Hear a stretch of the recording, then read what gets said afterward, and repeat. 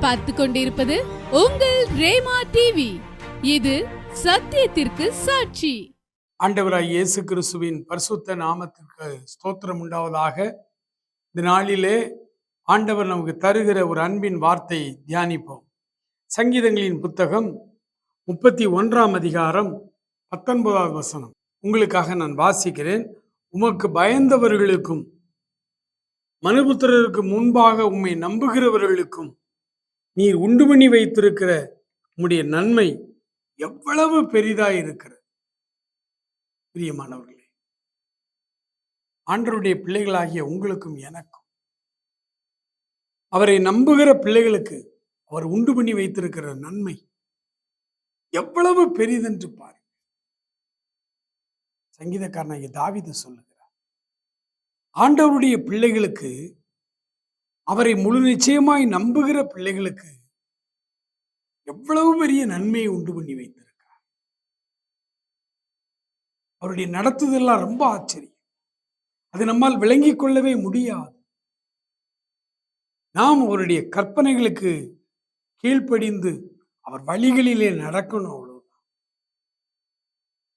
உலகத்தில் பிறந்த ஒவ்வொரு மனிதருக்கும், அவர்கள் யாரா வேணுமாலும் இருக்கட்டும், ஆண்டவரை அறிந்தவர்கள், அறியாதவர்கள், ஆண்டவரை விரும்புகிறவர்கள், ஆண்டவரை வெறுக்கிறவர்கள், ஆண்டவரை இதுவரைக்கு கேள்விப்படாதவர்கள், யாரா இருந்தாலும் சரி, எஸ்கிமோவாய் இருந்தாலும் சரி, உலகம் முழுவதும், உலகத்தில் பிறந்த அத்தனை பேருக்கும் ஆண்டவர் ஒரு மிகப்பெரிய நன்மையை உண்டு பண்ணி வைத்திருக்கிறார். மிகப்பெரிய நன்மை. அதை இந்த உலகத்தில் வேறு யாரு செய்ய முடியாது. ஆண்டவர் ஏற்படுத்தி வைத்திருக்கிறார். ஆனால் அதை யார் பெற்றுக்கொள்ளப் போகிறார்கள்? அநேகர் அதை பெற்றுக்கொண்டிருக்கிறார். ஆண்டவர் வைத்திருக்கிற அந்த நன்மையை பெற்றுக்கொள்வதற்கு அவருடைய பிள்ளைகளாய் அநேகர் உள்ளே வந்திருக்கிறார். எல்லாம் மகிழ்ச்சியா இருக்காங்க. ஒரு நாள் வரும், இந்த உலக வாழ்க்கை எனக்கு முடியும் பொழுது ஆண்டவர் எனக்கு எவ்வளவு பெரிய நன்மையை வைத்திருக்கிறார், எவ்வளவு பெரிய ஆசீர்வாதத்தை வைத்திருக்கிறார். தாவீது சிறு வயதிலே ஆடு மேய்த்து கொண்டிருந்தார். அவருடைய ஃபேமிலியில அவர் தான் கடைக்குட்டி பையன். யாரும் அவரை மதிக்கிறது, சின்ன பையன். தாவீதினுடைய அண்ணன்மார் எல்லாம் பெரிய பெரிய வீரர்கள், இராணுவத்துல பணி செய்தவர்கள், கவர்மெண்ட் ஜாப். இவர் மாத்திரம் ஆடு மேய்ச்சிக்கிட்டு இருக்க. இப்போ திடீர்னு சொல்லி தாவீதுக்கு ஒரு செய்தி வருது, நீ வீட்டுக்கு வருவியா, அப்பா கூப்பிடுறாங்க. தாவீது வீட்டுக்கு வர்றாரு. அங்க ஒரு தாத்தா மாதிரி ஒருத்தர் இருக்கார். அவருக்கு முன்னாடி வந்து நில்லுங்கிறாங்க. அவர் வந்து நிற்கிறார். தாவீதுக்கு எதுவுமே புரியல. வந்து நிற்கிறது அந்த பெரியவர் சாமுவேல். கடவுள் சொல்லி அனுப்பி இருக்கார். அவர் வந்திருக்கிறார். இவருக்கு வீட்டில் நடந்த எதுவரைக்கும் நடந்த எதுவும் தெரியாது. சிறுவனாய் சாமுவேல் தீர்க்கதரிசிக்கு முன்னாடி போய் நிற்கிறார். அப்போ சாமுவேல் தீர்க்கதரிசி, இவன் தான் கர்த்தர் தெரிந்து கொண்ட பாத்திரம், இவன் தான் என்று சொல்லி அவருடைய தலையிலே எண்ணெய் வார்த்து அவரை ராஜாவாய் அபிஷேகம். சின்ன பையன், என்னடா நான் ஆடு மேய்ச்சிக்கிட்டு இருக்கிறேன், என்னைய போய் ராஜாவா அபிஷேகம் பண்றேன்னு சொல்றாரு. சரி, புரியல, விடு, முடிச்சுட்டு அவர் திரும்பி ஆடு மேய்க்க போயிட்டார். அப்படி ஆடு மேய்த்து கொண்டிருந்த பொழுது இயல்பாகவே இந்த வன விலங்குகள் வந்து ஆடுகளை பிடித்து செல்லுகிற அந்த நிகழ்வு. ஒரு முறை ஒரு சிங்கம் வந்தது, ஒரு முறை ஒரு கரடி வந்தது. தாவீதினுடைய அவருடைய பொறுப்புல இருந்த மந்தையில ஒரு குட்டியை பிடிச்சிட்டு போச்சு. பின்னாலே தாவீது போய் அடிச்சு அதை கொன்று குட்டியை மீட்டு கொண்டு வந்துச்சு. இப்ப காட்டுல ஆடு மேய்த்து கொண்டிருந்த இந்த தாவீதை மறுபடியும் கூப்பிடுறாங்க. என்னையா, இல்ல நீ அழகா வயலின் ஃபிடில் வாசித்து நல்லா மியூசிக்கோட பாடுற, நீ வான்னு சொல்லி அரண்மனை கூட்டிட்டு போற. அங்க ஒரு பொல்லாத ஆவி ஒரு மனிதனை அலக்கழித்து கொண்டு, இந்த மனுஷன் தான் சவுல் ராஜா. ஆவி அலக்கழிக்கிறது, அசுத்தாவி பிடிச்சி அலறி அலறி விழுந்து அலக்களித்துக் கொண்டிருக்கிறது. தாவீது போய் இனிமையான பாடல்களை பாடுகிறார்.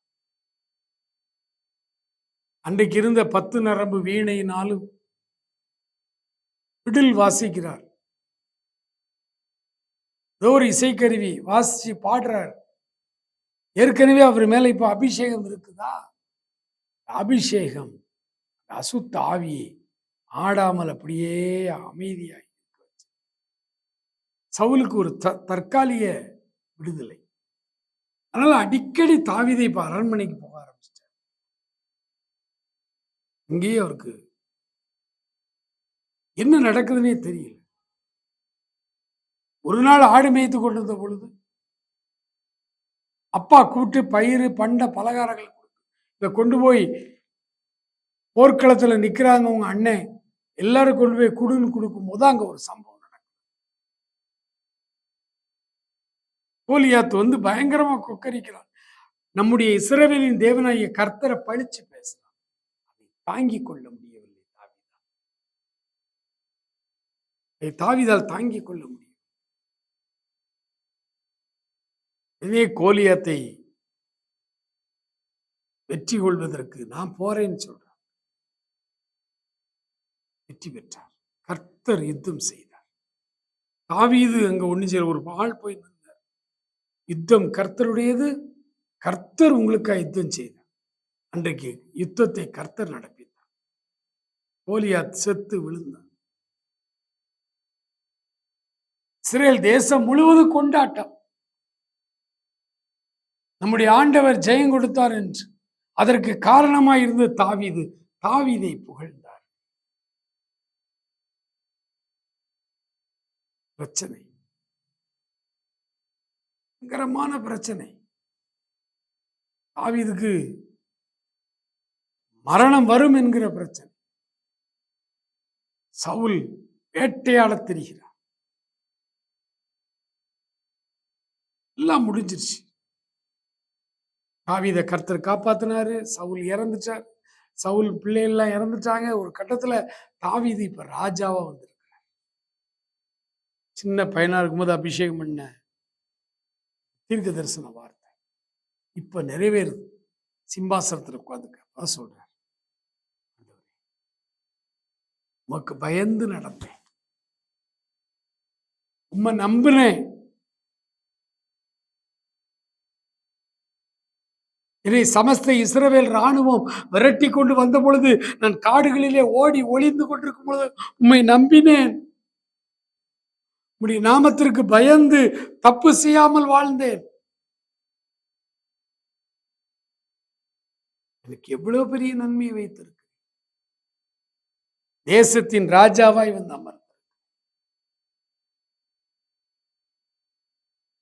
தாவீது சொல்ற, உமக்கு பயந்தவர்களுக்கும் உம்மை நம்பினவர்களுக்கும் உண்டு பண்ணி வைத்திருக்கிற நன்மை எவ்வளவு பெரியது. ஒருவேளை தாவீதுடைய வாழ்க்கையை படிக்கும் பொழுது இந்த ராஜ பதவிதான் ஒருவேளை அவ்வளவு பெரிய நன்மையா இருக்கலாம். அதைவிட மேலான ஒரு நன்மை ஆண்டவர் உங்களுக்கும் எனக்கு வைத்திருக்கிறார். ஏதோ இந்த ராஜ பதவி கிடைக்கும், கிறிஸ்தவம்னாலே ஆண்டவர்களை வந்துட்டா உடனே காரு பங்களா செழிப்பு, இல்லை இல்லை. தாவீது சொல்லுகிறார், இந்த ராஜ மேன்மை இல்லை, அதிலும் மேன்மையான நன்மை ஒன்றே ஆண்டவர் வைத்திருக்கிறார். தாவீது அதை அறிந்துதான் உமக்கு பயந்தவர்களுக்கும் உடைய நாமத்தை மனுபுத்திற்கு முன்பாக நம்புகிறவர்களுக்கும் நீர் உண்டு பண்ணி வைத்திருக்கிற நன்மை எவ்வளவு பெரியதென்று, அது அவ்வளவு பெரிய ஒரு நன்மை. அதற்காகத்தான் இந்த உலகத்திலே நாம் படைக்கப்பட்டோம். அந்த நன்மைக்கு பெயர்தான் நித்திய ஜீவன். உலக வாழ்க்கையை முடித்து நம்முடைய பிறவி பயன் என்று சொல்வார்கள் தமிழ்நாட்டில். நம்முடைய பிறவி பயனே என்ன அப்படின்னா, அந்த உலகத்துல உலக வாழ்க்கையை முடித்து மறு உலக வாழ்க்கை ஆண்டவரோடு நம்ம வாழ்கிற வாழ்க்கை. தேவன் தம்முடைய ஒரே பேரான குமாரனை விசுவாசிக்கிறவன் எவனோ அவன் கெட்டு போகாமல் நித்திய ஜீவனை அடையும்படி அவரை தந்தருளி இவ்வளவாய் உலகத்தில்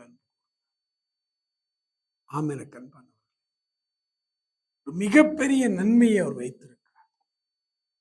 அதே போல இந்த உலக வாழ்க்கையில்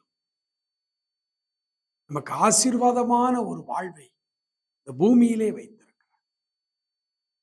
அவரை ஏற்றுக்கொண்டு அவருடைய பிள்ளைகளாய் வாழ்கிற யாரிடத்திலே நாம் விசாரித்து கேட்டால் அவர்கள் சொல்வதெல்லாம், இயேசு கிறிஸ்துவோடு நாங்கள் வாழ்கிற இந்த வாழ்க்கை கௌரவமான வாழ்க்கை. ஆண்டவர் எங்களை கௌரவமாய் வழி நடத்துகிறார். மனிதர்களுக்கு முன்பாகவும் எங்களை கனப்படுத்தி நடத்துகிறார். எங்களை ஆசீர்வாதமாய் வைத்திருக்கிறார். நாங்கள் எதற்காகவும் யாரிடத்திலும் கைகட்டி நிற்க ஆண்டவர் எங்களை வைக்க, ஆண்டவர் எங்களை சுயமரியாதையோடு வாழ வைக்கிறார். நாங்கள் அவருடைய பிள்ளைகள் வாழ்கிறோம். எங்களுடைய தேவைகள், எங்களுடைய காரியங்கள் பல நேரங்களிலே அற்புதமாய் சந்திக்கப்படுகிறது. ஆண்டவர் எங்களை அற்புதமாய் நடத்துகிறார். அவருடைய நடத்துதல் ஆராய்ந்து முடியாது என்று சங்கீதக்காரர் தாவீது வியந்து பாராட்டுகிறதை நம்ம பார்க்கிறோம். ஆமென். அன்பானவர்களே, அவருக்கு பயந்து நடக்கிற மனுபுத்திரருக்கு முன்பாக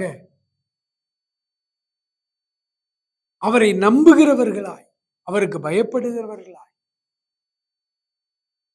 நாம் நம்மை வாழ ஒப்பு கொடுப்போமா?